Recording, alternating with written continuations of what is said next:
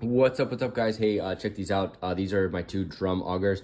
The one on the left is the Cobra drum auger. This one you have to manually crank, but super easy to use. You just stick that piece inside, and it has a little plastic coating, which is a pretty cool feature.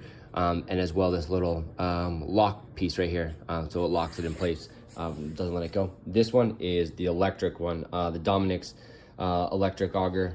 This thing is absolutely awesome. You just press on the button over here, and it's powered by this 20-volt battery, and it just goes and goes and goes. You can retract it and pull it back. So both highly recommended. This electric one is pretty cool though, just because it's electric.